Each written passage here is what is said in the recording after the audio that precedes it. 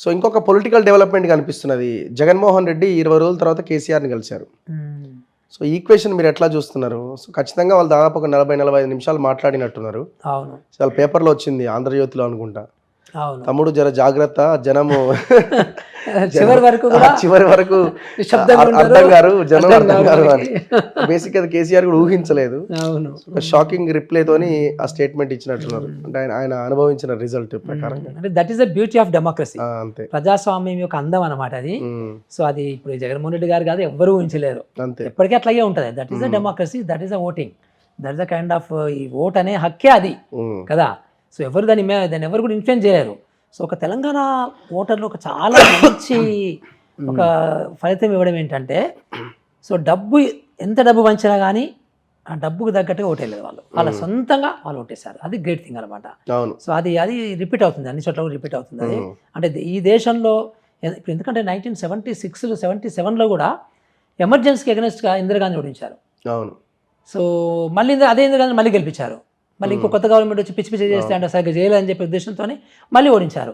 అంటే చాలా చూడండి, చాలా జాగ్రత్తగా చూస్తే ఎంతటి వాళ్ళనైనా కానీ ఓడించేస్తారు ప్రజలు అనేది సమాచారం మటు క్లియర్గా ఉంది. సో జగన్మోహన్ రెడ్డి అంటే ఇప్పుడు వీళ్ళంతా ఈ పరామర్శలు కూడా రాజకీయాలనబ్బా.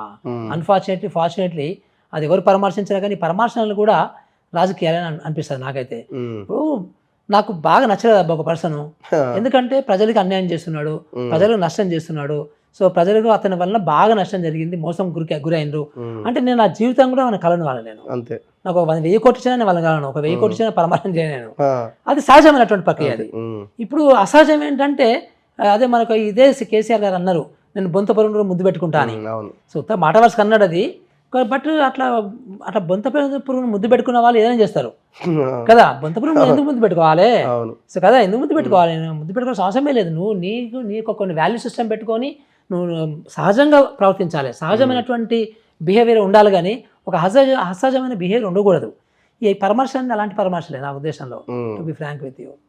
సో ఇద్దరి రిలేషన్ ఎట్లా చూస్తున్నారు మీరు? అంటే ఇద్దరు friendly relations. Friendly relation. Friendly relations. మొన్నటి ఎలక్షన్లో కూడా జగన్ కేసీఆర్ గెలవాలని అనుకోని ఉంటాడా?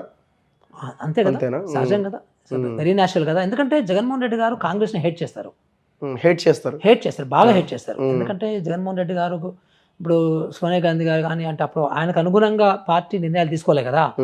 సో ఆ రకంగా ఆయన కొంత కష్టపడ్డాడు, మళ్ళీ ఆ గవర్నమెంట్లో ఆయన జైలుకి పోయాడు. సో ఇవన్నీ ఫ్యాక్ట్స్ కదా, ఎవరైనా కానీ సింపుల్గా ఊహించవచ్చు కదా.